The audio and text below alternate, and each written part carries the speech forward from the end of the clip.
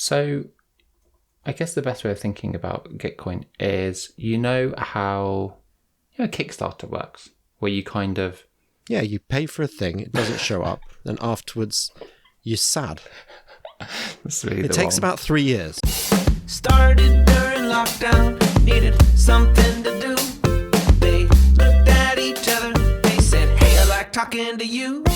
And so from a garden shed in a box room in West London, they're discussing tech. It's the Small Time Bets podcast. There's something I didn't even put in the notes, which is huge, and happened yesterday, which is the Queen died. Reactions? Well, she was on the throne as monarch for a very long time. Over 70 years, right? 71 years. And it's one of the unique things about our system is that you can have that kind of continuity. She did have a lot of respect for office and the idea of duty. And she understood what it meant and what it still means to be monarch. So we've lost a good one. You might see after the Queen's passing that she was doing a hell of a lot behind the scenes, both slightly nefarious but also positive, to hold shit together, and that Britain's standing in the world were improved by her presence. And quite a record setter as well. I mean, I didn't realise... The Economist had a really good article about it, actually, about how interesting she was, not just because of longest reign, oldest monarch, longest service monarch, most travelled monarch in terms of number of countries, first monarch to send an email in I think 78 or something, or 76, and unofficially possibly the most replicated portrait of any person, taking into account money. Right. And stamps.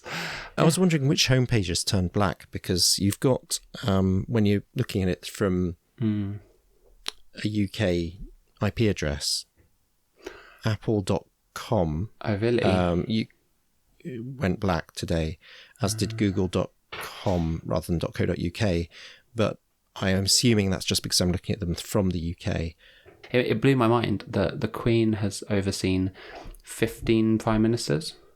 And 13 American presidents. And 4 prime ministers in the last 6 years. Which that says more about the state of the British political system. Continuity is incredibly important. And I think it's what creates political stability. And because we're humans and we grow up within family systems, when the nation state is an extension of a family model, I think it really helps us, because we have someone who's a figurehead we can identify where there's a father figure or a mother figure, and we know how we fit within that. We can kind of see ourselves as that's an extension of our family. If institutions evolve at this speed, we as humans can cope with that.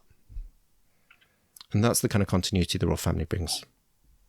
Can I ask you a few questions? Different topic. Let's go. So, a couple of weeks ago, you told me that you were, in fact, last week when we recorded, you said that you're storing up wood. So the reason why this backdrop is kind of relevant is because some of the wood pellets are here. In fact, this box is the wood pellets that will get me through the winter. And I've also got some kiln-dried oak arriving mid-September. So I'm stocking up already for the winter. I don't like burning wood from a carbon perspective, but from a price perspective, it is a better value for the heat that you get out of it than burning gas to get water through the radiators. I meant from a perspective, kiln-dried means it's already been heated in a kiln, right? So there's an element of already energy's gone into it before it's even... Yeah.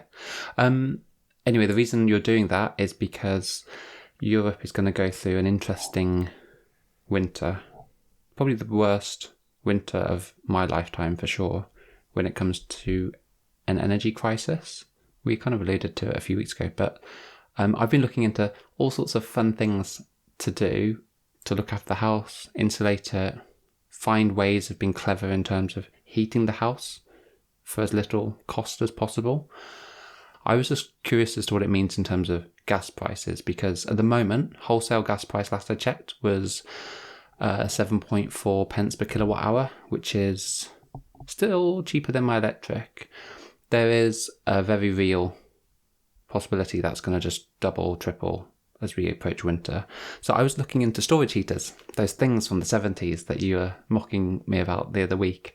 Because now, modern day storage heaters, which is basically like a big load of bricks that you put in a radiator that then heats up off electric when electricity is cheap, and then steadily releases it either with fan assistance or without through the day just to keep your house warm. So a lot of old buildings had them in the 70s, but the modern ones are like 99.6% efficient. They're like very, very efficient at storing heat and then at distributing that heat. And I am on the Octopus Go tariff, which means I get cheap electricity at night to charge the car, but you can use it for anything when demand is low. So I was looking at it to see, as soon as gas goes above 7.5 pence per kilowatt hour, I'm kind of incentivized to use that cheap electricity, that's 7.5 pence per kilowatt hour after midnight, to just pump all of that electricity that I can that's cheap off the grid into a storage heater, and then use that to heat up the house a little bit during the day, because it's going to be a lot cheaper than gas could be. What, 15p, 20p, 30p per kilowatt hour? Who knows? I don't know when this price cap kicks in. So that was one thing I was looking at. It's not applicable for everyone because not everyone has economy tariffs. So that's one thing I'm looking at. The other one is radiator insulation. So if you've got normal central heating radiators, you can put just essentially a foil around the back of them. You can buy it from Amazon in bulk, basically. And it means that instead of it heating up your walls of your house, it radiates more heat back into the house. That's interesting. Yeah. It's been but if you're such a fan again, of storage heaters, then you should kind of you should embrace the heating up of bricks behind a piece of metal. Well, no, because the other side of the bricks is outside, right? So storage heaters is very much inside. Obviously, there's other forms of wall insulation and things you can do if you've got any exposed walls. I even looked into Bitcoin mining. I was like, what price point would, overnight, so sort of a miner, Bitcoin miner, big ASIC chips, they radiate a lot of heat. But if you were to do it just when electricity is cheap at night, it's steadily heating up your house. And I found out it would make about 13 pence per day profit. So my return on investment would take hundreds of years over the price of these Bitcoin miners. So not really a good thing over the winter, but worth exploring. More to do with the current price of Bitcoin, right? Because there are points at which it would make sense to heat your house, even on the UK's electricity prices. There is. So what is the Bitcoin threshold at which that makes sense? There is one. Well, it already kind of makes sense when electricity off peak is 7.5 pence per kilowatt hour at today's pricing, but it's more the fact that the ASIC rig itself would cost me a few £1,000s, and then I'm getting 13 pence per day. Yeah, it's not worth it right now. I think if Bitcoin goes up to 100,000, if electricity off peak can remain that price, it's kind of maybe the longer term. But I would be doing this to then sell the Bitcoin to then pay for bills, so it wouldn't really be a thing. I entertained the idea just to explore options. But there are other innovations that I've seen as a result of this research. Have you heard of electric wallpaper? Oh, go on. Kind of like, it sounds really bonkers, but just like very, very thin infrared wallpaper that you put a little current through, and it radiates just pure infrared into the house, so that rather than heating up the walls and the windows and everything else, you're getting... when you sit in the sun and you're like, oh, this is really nice, it'll just feel like you're being basked in sun for where you're sat in the house. So you don't need to heat random rooms and just wait to get warm. That's an innovation that's starting to roll out at the moment, which apparently will make it a lot cheaper if you're just trying to heat where you are in the house, right? Like, very interesting. There's a pilot going on in South Ealing. There's various pilots going on around the country.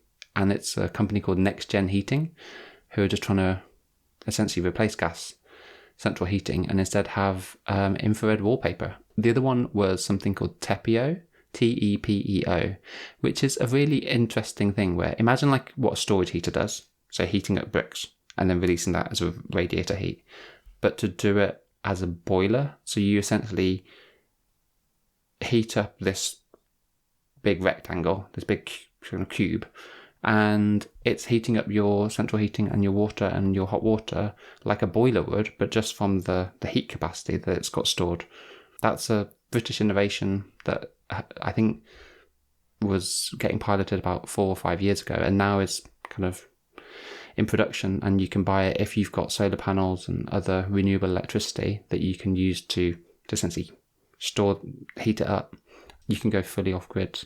What's in the box? Is it what's in the box? A super patented secret top. I think it's some sort of ceramic that they can heat to very high temperatures, and that then is super insulated, so it retains the heat, and then you pass water through it. We can put the links in the show. It's fascinating for people who are going fully electric, fully renewable, and kind of because you can't. Electric boilers are very, very inefficient. I mean, talking about putting in a storage heater, it's like it was really the preserve of quite nerdy people, like who just want to save literally pennies over the course of weeks and months and years, and like.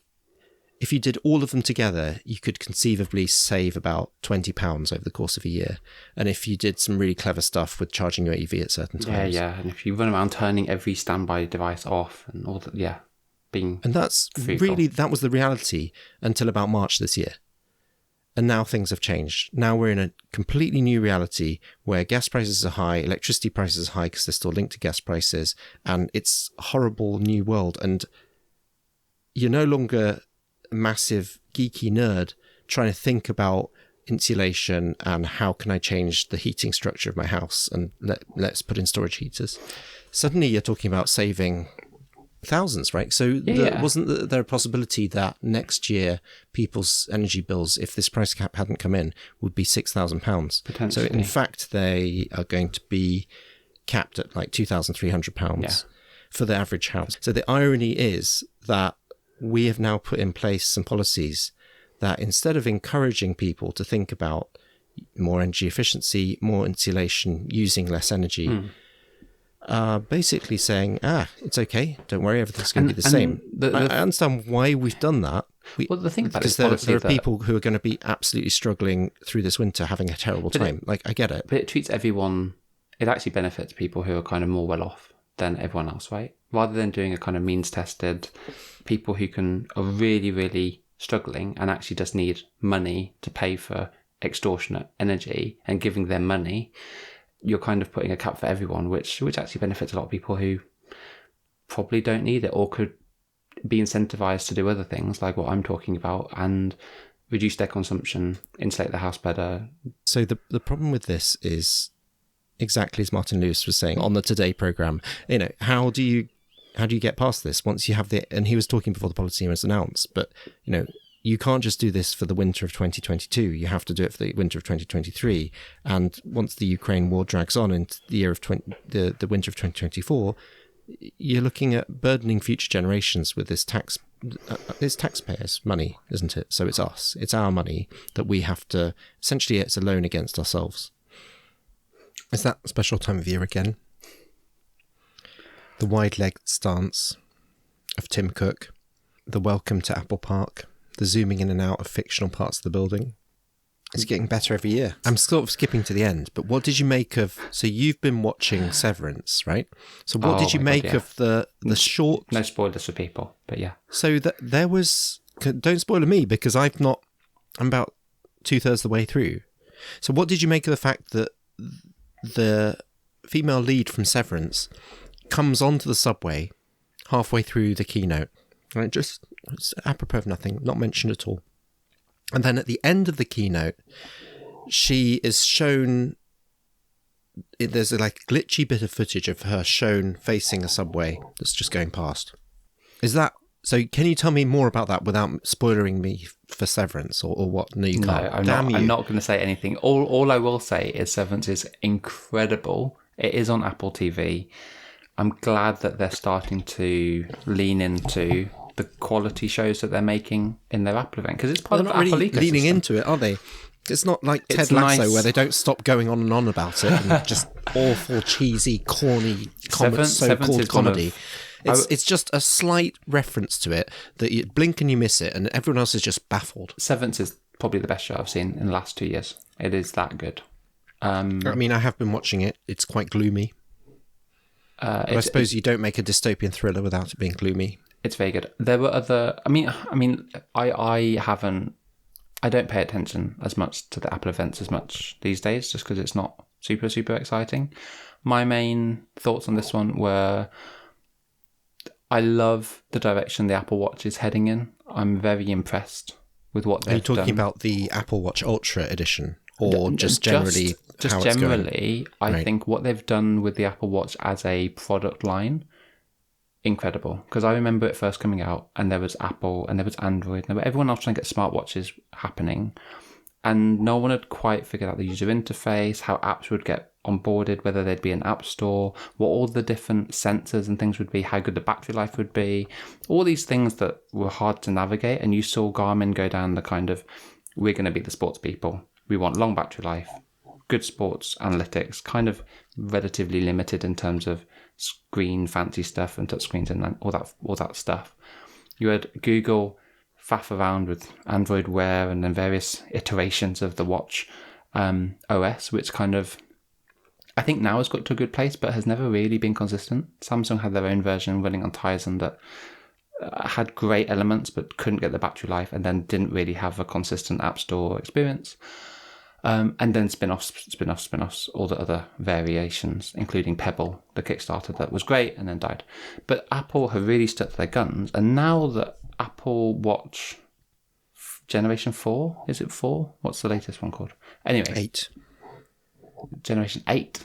Oh yeah, probably is actually. The latest Apple Watch is incredible in terms of just what they've packed into it. The screen, the brightness of the screen, the better battery life, the sensors they have in it now was just incredible. Even before you get to the Ultra, which was kind of over the top, it was really interesting. The little part where they focus a lot on like, it's going to detect when you have a car crash, and they were very excited by just how it's doing that, and it just felt a little bit morbid because it was getting to the point now with Apple Watches where it's like, we'll spot if you have a heart attack, we'll spot when you have this thing, we'll spot when you're in a heart attack, when you're in a car crash, we'll connect like alerts if you suddenly drop and fall, we'll do emergency response things when you don't know it. They're kind of pitching it not just at health, but at kind of you might not survive unless you own an Apple Watch. It felt a little bit morbid at times,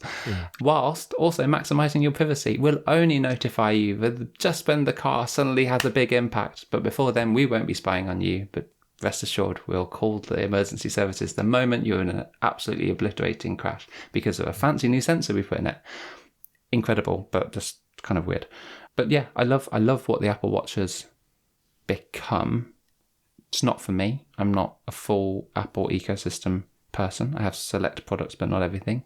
I also don't want a bleeping, pulsing giant screen on my wrist. I'm trying to avoid that when it comes to watches. But love the category, and I think they're so far ahead of the competition. It's really impressive.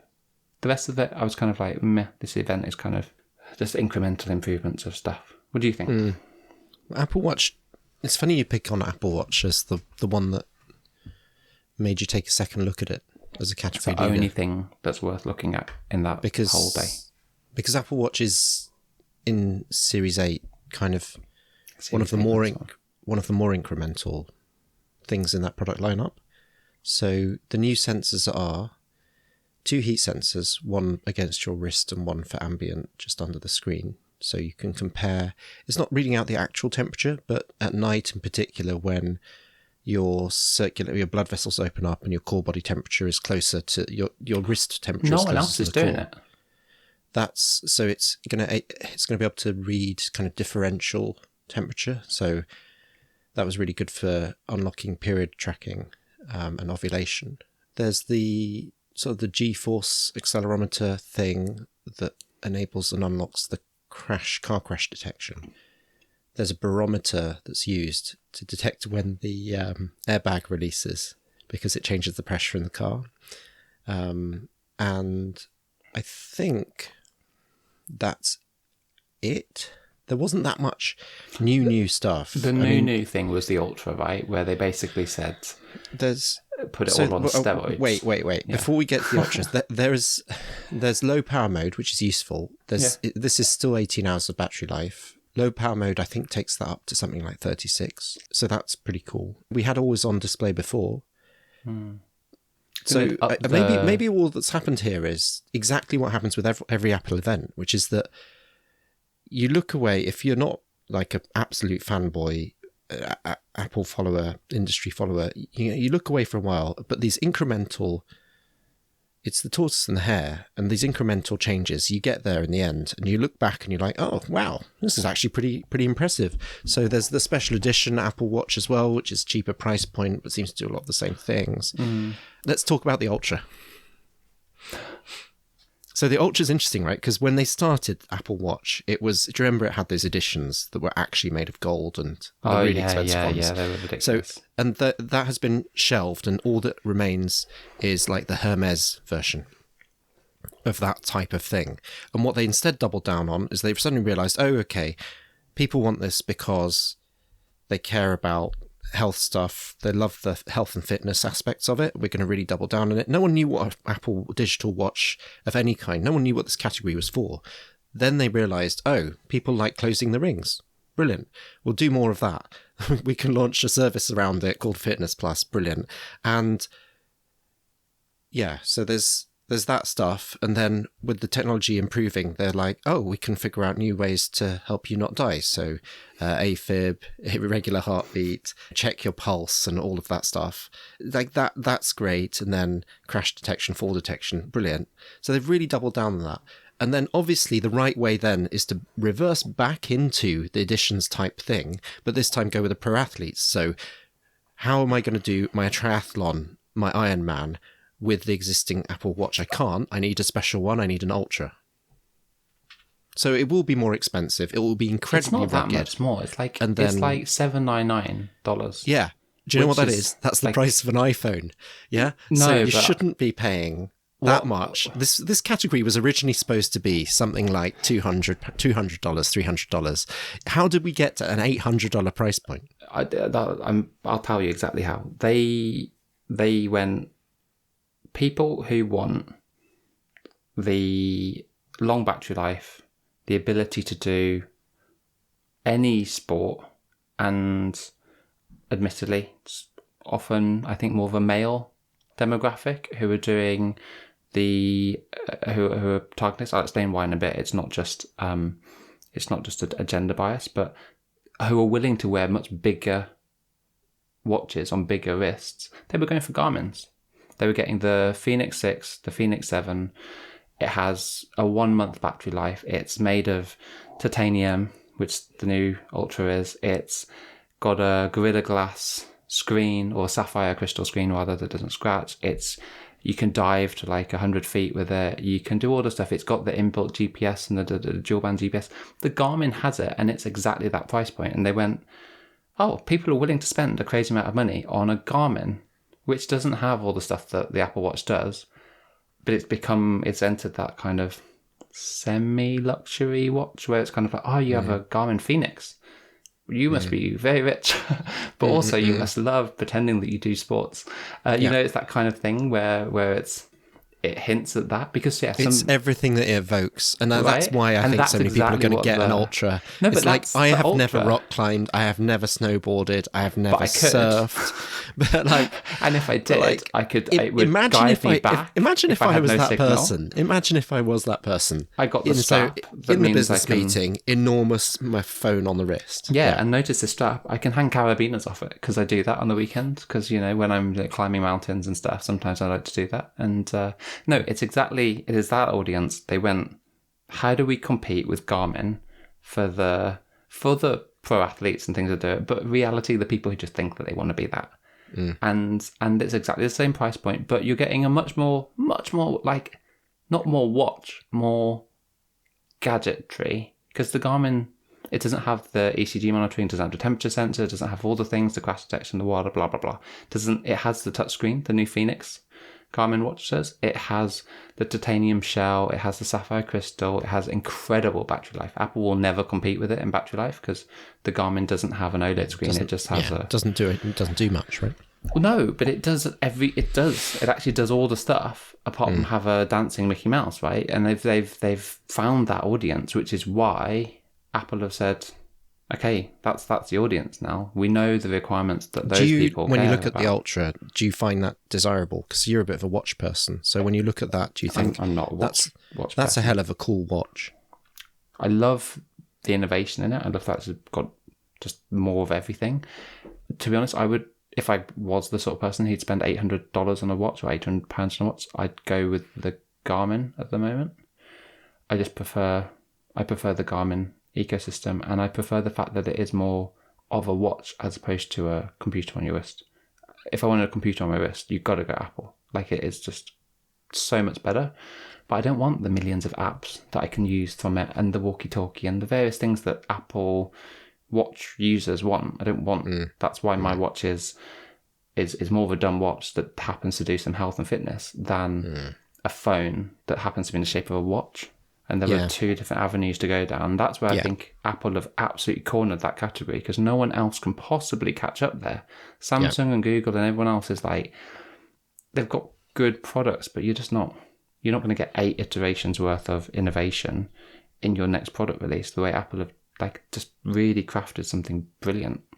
Yeah, it's kind of like the product pipeline is kind of like an investment pipeline. It's like basically all these customers who started hinting about their intentions of what the kind of things are that they like. They've been the license Apple needed to keep developing until they've got to a point where, like you say, they can't.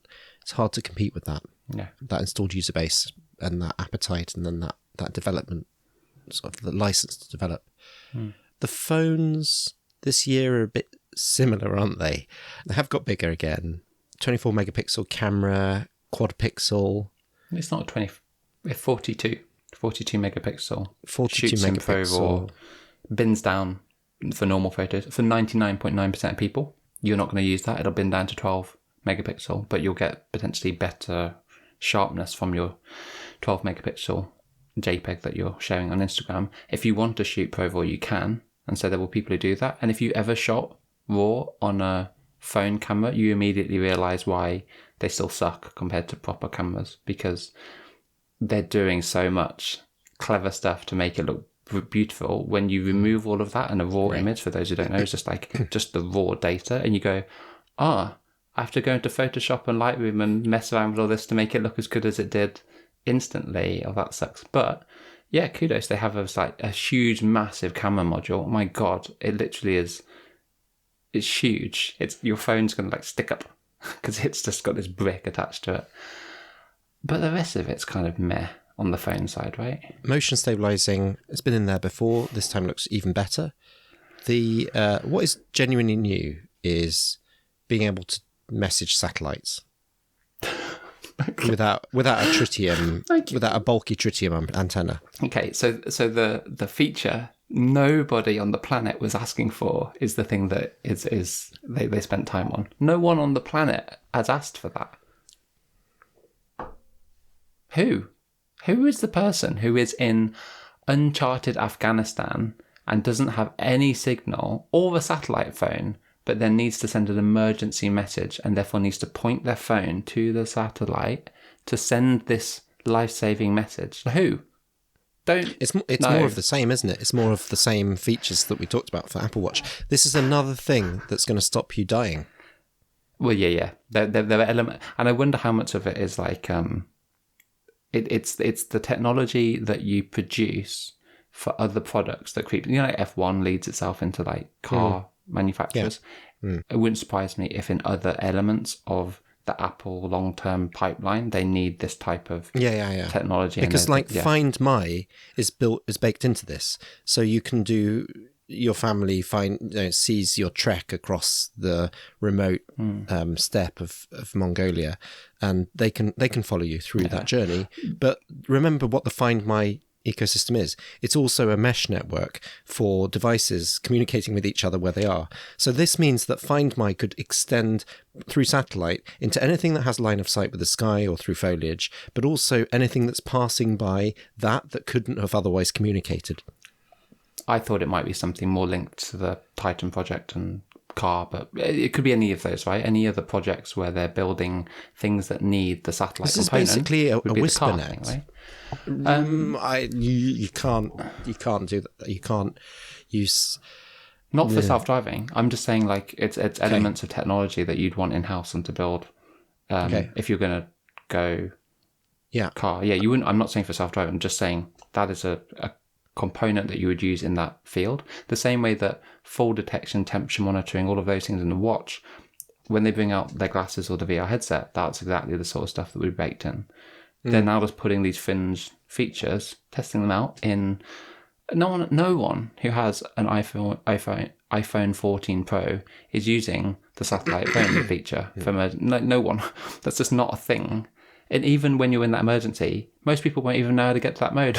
It's not even a thing that they'll know what to do. It's just a thing that they can show, and it looks cool because behind the scenes, that's feeding the product roadmap. I also like the mentality that it inculcates. It's the kind of risk aversion, try to give me a bubble to live in request. It's like saying, can you make all my anxieties and niggling fears go away? I want to feel like nothing bad can happen to me. And if I buy this product, whether it's $800, $900, $1,000, fine. And I'll also take out house insurance, car insurance, product insurance. Give me Apple Care. I want Apple Care in case the screen breaks. Just make nothing bad happen to me, Apple. I think you could say, like, give me Apple Care. I want Apple Care in case my bones break. Like, you know, like the bigger picture of how all this goes. There wasn't really much more. There's the pill, the dynamic island. Let's just skip that whole section. Oh my God. The fusion of software and hardware. It's never found a more beautiful instantiation than this. Pulsing. And do you see the way that a second app will blip out into a little... So if you have two sort of simultaneous like you're Johnny Ive, apps, you're just like... The second one will blip out into an extra circle.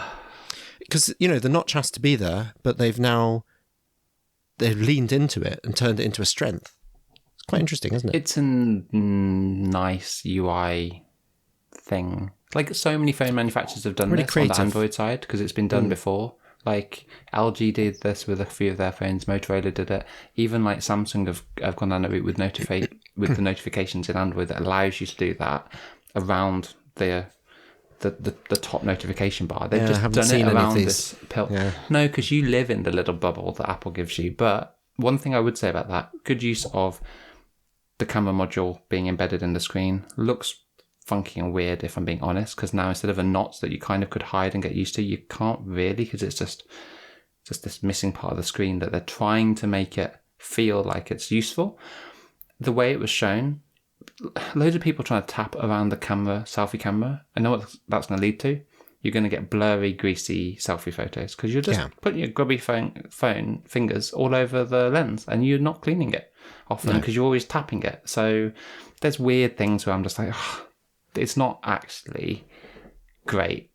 It's just something people will get used to, and it's a nice addition to the user experience. I personally prefer and have preferred for a long time the way that Android handles notifications and that type of interoperability, but it's an improvement over what is otherwise a slightly more clunky way of doing notifications in Apple. New AirPods Pros? I mean, God, talk about just incremental updates. Like, I mean, to be fair, maybe if you get them and try them, maybe they'll be incredible. And Apple are already very good at the noise cancellation part of the microphone bit, sort of like ambient noise and stuff. And headphones are a high margin industry. I'll leave it there. I'm not like wowed, but yeah. Is it $250? And it's double the noise cancellation. So I think for people who, you know, commute a lot, like, this is just invaluable. And if you say to them, it's like it was, but now twice better than it was at noise cancelling, they'll jump at that. I think on calls they still win because they've got the little stem that comes. So the microphone bit beats other designed headphones. The Sony, ridiculous name, Sony things, XM1000 Mark IVs or whatever. Sony have the worst named devices. But anyway, those ones, WF-XM, 1000 Mark IVs. Those are incredible in-ear headphones.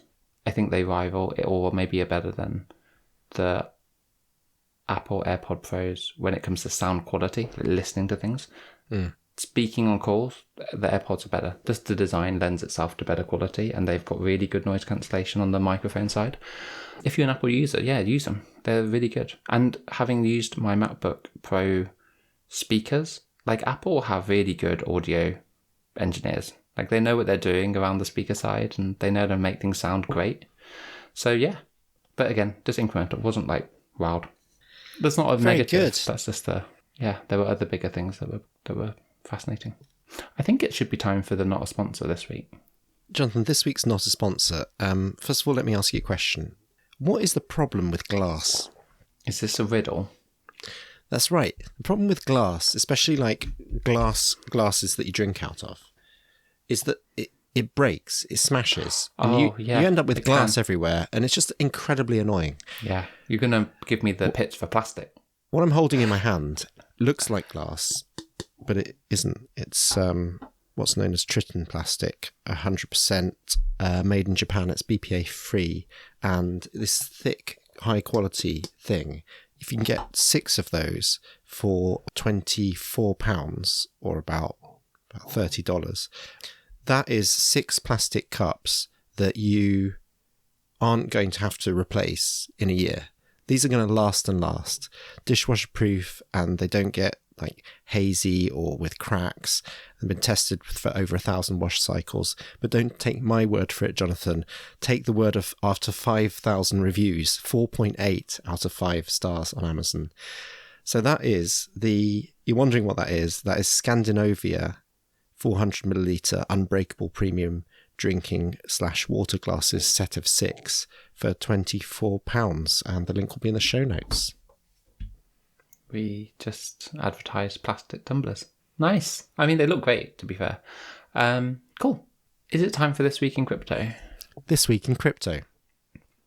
And I mean, market update would be fun, because I think things are suddenly not as terrible this week. Yeah, it's a weird one. So basically, first of all, in crypto markets, since about Wednesday, things started improving, and overall the market's up 7 or 8% this week. And so Ethereum's up 9%, Bitcoin's up 7%. Wow. Bitcoin just zipped up earlier on today from 9,500 to about 21.5k. It just sort of took off earlier on today. We're recording on Friday. Ethereum's recovery began on Wednesday, and then it sort of upticked again today. Meanwhile, in the wider markets, the whole story in the stock market has been incrementally improving over the course of this week. I can't pin it to anything in particular. There has been a positive Fed announcement today from Christopher Waller, who sits on the FOMC, saying that there's less chance of recession. So there's going to be there's some flexibility to be aggressive in fighting against inflation. So interest rates probably going to be going up again for maybe the third consecutive increase of 0.75%. And that's the last thing he can say before they put in the quiet period, before they then make the announcements. Is that good news? Like, why would that give people... The part about recession was good. Not having a recession, that was a positive thing. Right, but then rates still going up. Yeah, but the Fed making decisive, aggressive moves to counter inflation by doing interest rate hikes. Oh, okay, fair enough. It's weird how the market interprets these things. All of this, I mean, you can't... This is all just... like making statements about this is just literally... It's like reading the expression on a groundhog and trying to discern the weather for the next 3 months. It's like, okay, don't bother doing that. Yeah, but I can tell you that over the last 5 days, just stuff in the stock market got incrementally better. Not a great deal, but it's the first time in 4 weeks that we're seeing a positive trend sustain itself. I realised when I was looking through just a list of crypto assets that I follow. That there's a couple of them have really been bucking the trend, and I've not noticed. You only notice after a longer time because it looks like noise. So Cosmos, the ticker is Atom for that token. That's I think of it like a layer 0 blockchain, like interoperability between different blockchains. That's up 170% since June 15th, from $6 to $16. It's kind of a steady growth, and they've got some really interesting things they're building up to be the blockchain of blockchains, if you think of it like that. Balancer up 104% since June 17th, from $4.2 to $7.5. It's a DeFi protocol. They've been good at integrating with all the layer 2 solutions on Ethereum. And then Optimism, which is itself a layer 2 protocol, just the governance token, up 237% since July 12th. From it's kind of, I mean, that's not really fair because it kind of dropped after the airdrop to a low of 42 cents. Is that up at $1.42? I guess, based on the fact that Ethereum's merge is coming up, layer 2 solutions are big, and it's one of the few layer 2 governance tokens out there. But it made me think generally quite a lot of malaise in the media. If you look at the news cycle, the assumption is crypto is dead. It's in everything's crashed. Nothing's happening. If you were not really staying close to it, you just assume that everyone is licking their wounds after the Terra Luna fiasco and after so much just bad press recently. But there are major developments happening, which I think is noticeable with certain projects. And it made me realize, like, if you're looking at cross-chain bridging, which is what Cosmos is bringing, like interoperability between blockchains, if you're looking at layer 2 scaling solutions for Ethereum, which is what Optimism brings, and then if you're looking at composability across those layer 2 solutions for decentralized finance protocols, which a Balancer does, like you could paint a good narrative for certain projects where the people are still building and people are still using these protocols and these blockchains. So it was fascinating. I had no idea that those were performing so well. I didn't until I zoomed out on a chart and I went, oh, actually, they've just steadily been doing well. And then today, because everything kind of had a bit of a recovery, you just suddenly go, oh, actually, that's a really big difference between its lows to its highs, and it just slowly builds up. Yeah. None of this is financial advice, obviously. This is just me realizing that people are building. People are actually still just heads down, writing code, building better products, getting it's more like users. Apple Watch. Yeah, exactly.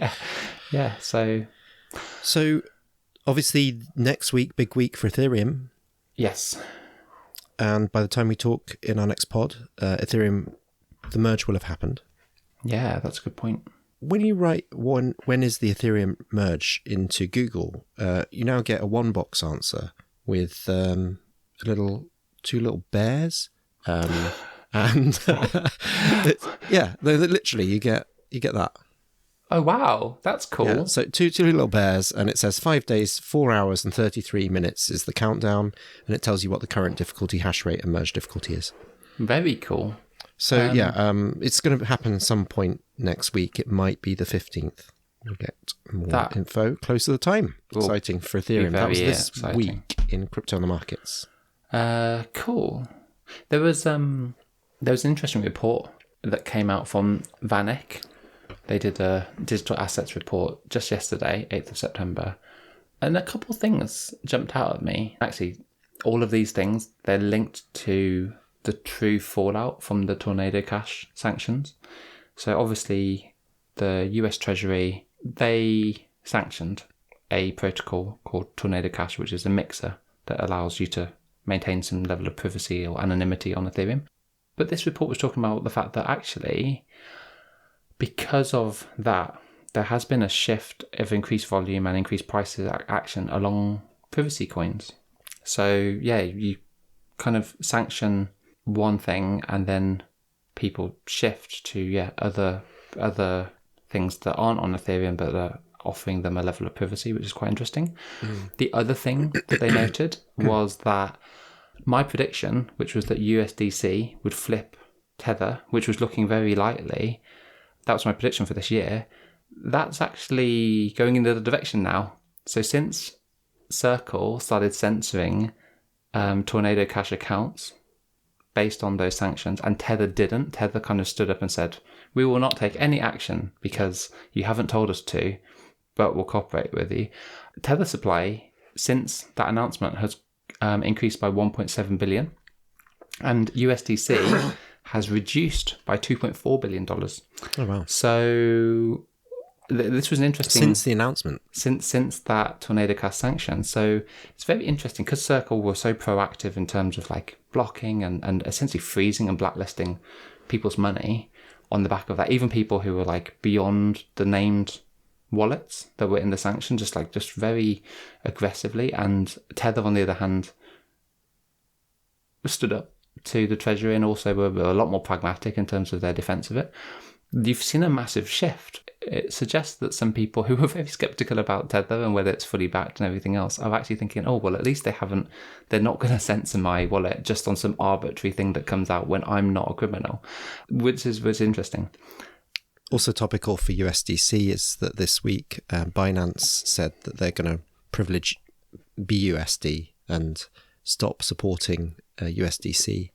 Stop supporting it? Yeah, what they meant was that you can still have trading pairs with USDC, but I think when you send money in and when you convert to a stable coin, it's going to be in Binance USD, so it's BUSD. It's really interesting. And similarly, they haven't taken the same approach with Tether, and it has to do something with the settlement mechanism around Tether. But when it comes to the other stable coins, they're saying it's Binance. It's our own in-house stablecoin that you'll be using. That's interesting. That's very interesting. So the other thing, speaking of USDC, and I think the Coinbase angle is Coinbase are funding 6 people who are suing the US Treasury over those Tornado Cash sanctions. And Brian Armstrong's come out and actually talked about it because I think he'd stayed a little bit on the fence just because of the sensitivity of it. But now they've said, yeah, Coinbase are supporting Coinbase employees, 6 people who are suing the US Treasury because they have money that is just trapped in Tornado Cash that they can't access because it's now being sanctioned. Couldn't they use the command line interface? For some things they can. So but then they'd, their wallets would immediately get. And they'd be violating the sanction. Anyway, they have they're suing, and it's really interesting because you've got people there who are basically saying that what his use case was, he wanted to use Tornado Cash to get his money into a new, clean, untraceable wallet that can be used as a Ethereum node validator, so that it's not tied to him as a validator node. And now that money is trapped within the protocol because it's illegal for him to take it out. But the fact that it's backed by Coinbase and has such high profile, I guess, Ethereum community members is quite an interesting one, because whilst, the Treasury haven't responded, but I think this is more interesting than sort of people moaning on Twitter, because it's Coinbase. They're putting their money behind the legal action. It's 6 relatively high-profile Ethereum users and employees at Coinbase, and they're formally taking legal action, which means at some point something's going to end up in court, and they're going to have to defend the actions they've taken. So it could take a very long time to play out. It made me realise that the fallout from this action is much bigger than just the initial noise in the market. Twitter blowback. There's other things bigger legally and also behavioural changes in terms of the market. People shifting to Tether, people shifting to privacy coins, people suing the US Treasury with backing from Coinbase. There's more to it than just annoying people shouting. That's really good. Now, have you bought Vitalik's new book?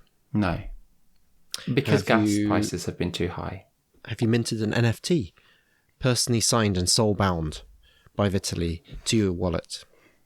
No, but I kind of would want to. I was going to check with you, is it just any amount that you donate to? So first of all, what's the book called? What's it about? The book is called Proof of Stake. It is essentially a collection of his writings, and it's in digital form. And your purchase is essentially a donation to Gitcoin. so that can be, and it brings up a much more important thing, which is Gitcoin is being used as a funding mechanism for public goods via the blockchain, which is a really interesting one.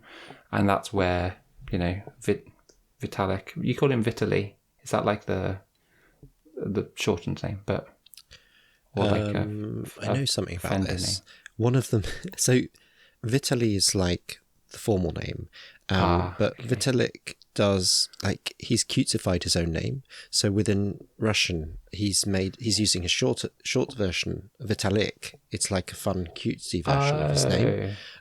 So anyway, we're talking about what a lot of people think of as the spiritual founder of Ethereum. He's published a book of his essays, and what's the Gitcoin link? It's a donation to Gitcoin. So Gitcoin. Yeah. So explain to me. Gitcoin is increasingly being used to fund public goods. What do you mean by that? What does that mean? So, I guess the best way of thinking about Gitcoin is, how Kickstarter works, where you kind of you pay for a thing, it doesn't show up, then afterwards you're sad. That's really it takes about 3 years. You know how crowdfunding works, like Crowdcube. Wait, you put some money in a thing, it doesn't go so great, you never get it back. Okay, you know how donating to charity works? Let's go I'm familiar with that. Route. Yeah. It's someone they write to you have to put money in, you can make it anonymous, but you usually don't, and you write a nice comment, and then afterwards you find out that they did the race. So anyway, is this like that? How does Gitcoin work? Why is it used for funding? What do you mean public goods? I just unpack this for me. Okay. We've gone there. The rabbit hole has now become the only place we can go. So I've got an idea. I really want to do this project or this thing or raise money for a certain initiative that I want to do. I can raise a request for a grant from Gitcoin, and people can sponsor me and donate towards that cause, right?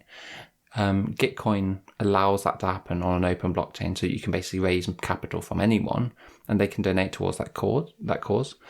It also means that if you wanted to support Gitcoin generally, but you don't have a particular cause, you can donate into a fund, which then it does something they call like quadratic funding, where the more people, individual people, not monetary amount, but more individual people who fund a certain cause, it gets kind of like matched. It gets topped up. That's brilliant. By that main fund, meaning really cool. That the more popular something is, not just one person who's got a lot of money, but the more popular something is, the more additional funding you get from this. That's fantastic. Protocol. But because it's all smart contract based and it's all just on the open blockchain, you kind of can guarantee that like the donations are upon a certain critical mass then getting executed and then given to the project. You don't then get the follow-up of checking that everything's gone on and happened properly on the project, but from a funding mechanism to actually fund public good things through these open source grants, it's quite an effective way. And Vitalik, he is he's a big user, I think he's one of the founding members even actually of that project, but that's where he's selling his book. I think it's a great idea, and the book is a great idea because his writings are actually surprisingly easy to read. You don't have to. You'd be amazed at how easy they are to read. You don't have to be super. What's the minimum technical donation you need to give? That's why I asked you to receive a book, and thereby get the non-transferable NFT. So by default, it has 0.1337. Gas has been a bit high at the moment, so I haven't bothered. But I probably will get the book. Whether I'll get the book with the soulbound NFT, maybe. I don't know how soulbound it's like NFTs. It's like So Your Thing is basically a POAP for having been you. For having been. But you get the book, right, as well. So yeah, but that doesn't prove anything. No. As in like, I thought by getting the book, you also get the NFT. I'm not just going to buy the soulbound NFT. Like, what's the point of that? Surely you want the book. Which of these two things do you want more?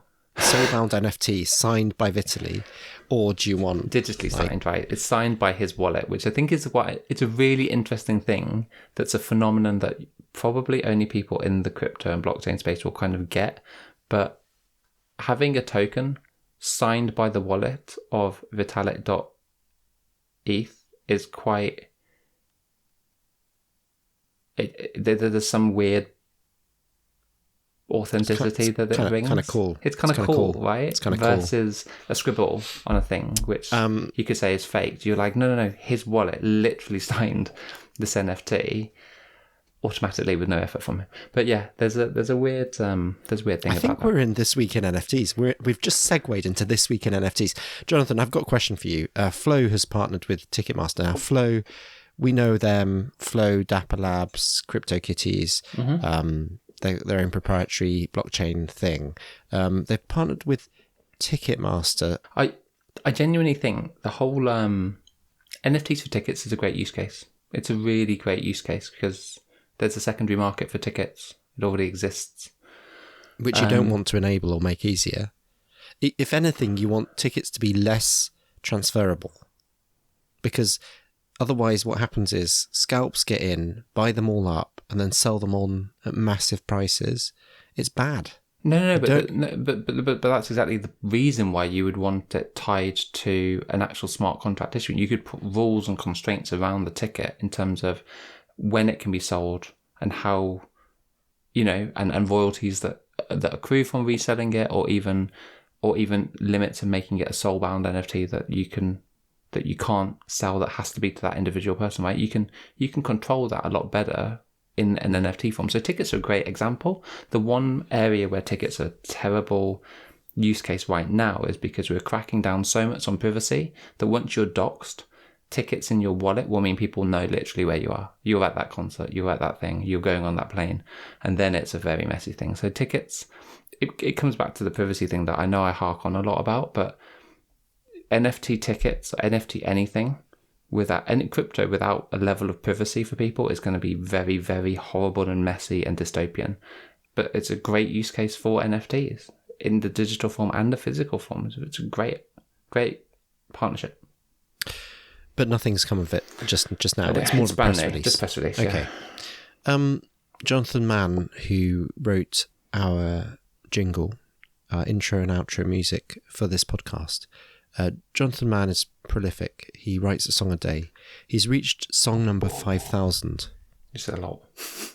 It's over 13 and a half, 13.7. 13 and 8 months, basically. Yeah. It's a long time to do. It's a long time. Something every single day. It's more than 10,000 hours. Have you listened to the song?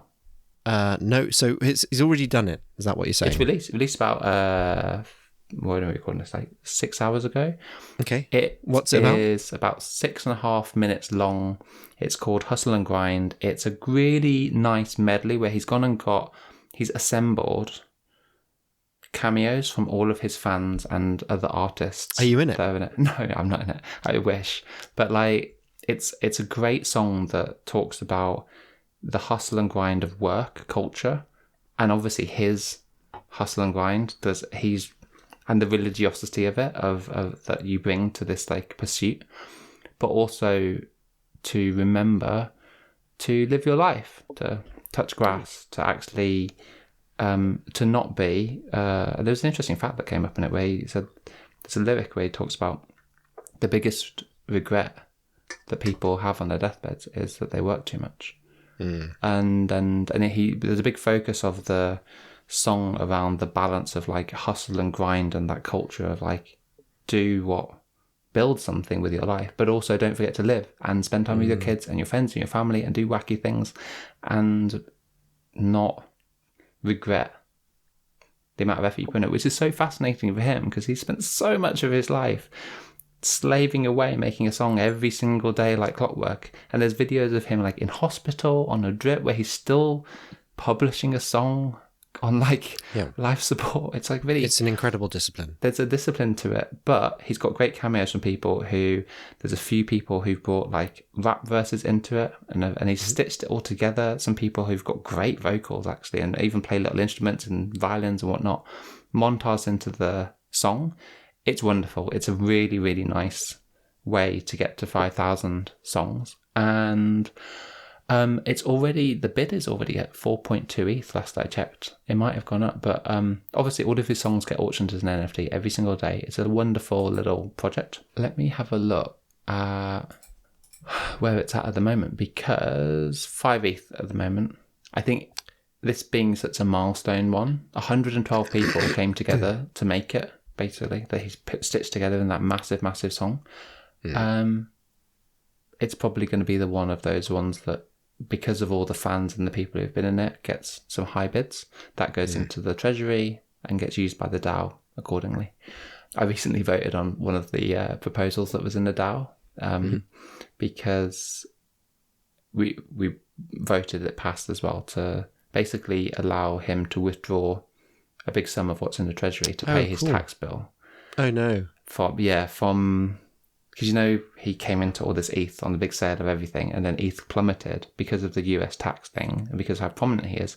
He's got a big tax bill, and he's going to need to liquidate some ETH and pay the tax bill. So anyway, this was to vote to allow him to do that because of the industry he's in and the weird and wacky and wonderful way that tax works in the US. Anyway, good for him, because he is an absolute legend, and this is quite a substantial milestone to get to 13 and something years and do 5,000 songs every day. The link will be in the show notes. Jonathan, there's been some exciting news in the avatar space. A few years ago, you told me you had a jetpack, and I said, that's really silly. And it was a jetpack for the metaverse, or possibly for AR, for augmented reality. Then I went and bought a hoverboard from the same people. So this is a group called Jadu. They seem like it's a funny one. Like, they're real artisans of making 3D AR stuff. They do a really great job of making just this material, like jetpacks and hoverboards. But they also have a disproportionate influence. Like, they're followed widely, and they seem to be really well plugged in to the Web3 space. Then what was exciting was a few days ago this week, I want to say it's Wednesday, they launched their kind of robotic 3D full body avatars. Like, they're the things that can come to life in the metaverse. First of all, in their own AR app, and then in the Mirrorverse, which is their version of the metaverse. I think it's also AR. And then ultimately, because it's Web3, this should be able to be dropped into any metaverse, and you'll own all the 3D files and so on and so forth. So it's exciting. Yeah, a lot of people who had the original stuff, you could get it. What do you think is important about this? Isn't this just another? I mean, I can't believe they got Michael Bay on board. No, yeah, that's just Michael Bay selling out. But, it's Michael Bay presents Jadu Avatar. That's what it says. Michael Bay presents. It's like you said, they're really connected. He'll have his Bay editions as well. They're really connected. They raised an awful lot of capital just before the crypto crash. So if you look, they raised 36 million earlier this year to build an AR gaming platform, which isn't a ton of money, but with a small, efficient, talented team, you can do quite a lot with $36 million, right? And when other projects are dying out and are just scams, they have an app that's on test flight that you can get onto your iOS devices. I haven't tried it, but a lot of people are using it. They are building an Android app. They're going to launch them fully. They're very much committed to the notion that the real interesting space is the kind of Niantic or like Nintendo, Pokemon Go type thing, where you want to use these things that you own in a real world with your phone, rather than sit at your laptop and just join a metaverse. So they're kind of in that AR space. But yeah, they have a quality team. They obviously have some good high-profile partnerships. The fact that Michael Bay's come on board is weird, but kind of cool. I think there's an element of talented filmmakers who maybe do want to work out whether their art and craft can be brought into other virtual worlds with all the other creativity happening. So, it's also like he can go, oh, I'm in crypto, NFT. It's probably great for him. But yeah, I'm intrigued by the AR side. I have a feeling Facebook's bet on VR metaverse and Oculus Quest and kind of the Horizon Worlds immersive thing, in reality, will probably in the near future just be more either the games we're used to, so non-immersive but on screens, or AR through the phone that we have in our hand that every single person on the planet pretty much has, even if they don't have a high-spec console or gaming device, they have a phone. And that's maybe where they'll engage with all these things as like pets or Tamagotchi things or games that they can play with friends in a real environment. And that lends itself, NFT gaming, whether you believe me or not, the next big cycle, NFT gaming will be huge. It will just creep up and everyone will just assume, of course, that's the best way to engage with gaming assets. I don't want them trapped in my thing. I want them as NFTs that I can take to all my different games that I have bought in my library. It will happen, and that is where they're positioned. So interesting, yeah. So what you just said was, mark my words, the next big wave will be NFT gaming. I thought when you said last week, I think, that the metaverse as a forum for esports, that really rang true for me. So that's the prediction that I think I would stick to, which is the metaverse as a forum for an enormous proliferation of esports and with huge audiences, huge sponsorship money pouring into it. That I find really compelling and believable. And then the NFT fallout from that is, yes, now there are some objects that were used in X, Y, and Z. Yeah. And that, it has a kind of trailing effect. But the venue and the fact of people competing in these forums and then the fans and the relationship with the fans, I think that's kind of interesting. They'll all be... it'll all be part and parcel of the same ecosystem, right? I don't think we'll be in the next phase talking about people playing games in the metaverse who'd collect JPEGs for profile pictures. It's just that's not the conversation. It's going to be that these assets and in-game items just happen to be NFTs, and just people just they probably won't even call them NFTs. It'll just be assumed I can take that to my other games and they have true tradable values and I own them as property, not the game developer can just change it on a whim. That will be the assumption. And like I said, 5-10 years down the line, I doubt anyone is going to be like us going, oh, do I have the such and such wallet and the right format for the thing? It either works or people won't use it. So the ones that work will just be the ones you take for granted and you use. And it will be multi-billion-dollar industry because that's what esports is already. So it just becomes that, but with a different underlying technology. Anyway, Jadu, maybe one of those little startups that grows into the same way Epic Games did, becomes a big thing if they get the right product. So I'm looking forward to the reveal, which is happening in about a week, I think. Mm-hmm. All right, Jonathan, excellent pod. Thank you very much. Speak to you next week. Talk to you next week. Okay, bye. Started during lockdown, needed something to do. They looked at each other, they said, hey, I like talking to you. And so from a garden shed in a box room in West London, they're discussing tech. It's the Small Time Bets podcast. Doug is drinking a Blue Dog IPA. Jonathan's got a Negroni. Right day to night in the corporate world, that night they rock the party. Friends for nearly a decade. Good to have lockdown friends. And now we've reached the end of the Small Time Bets podcast.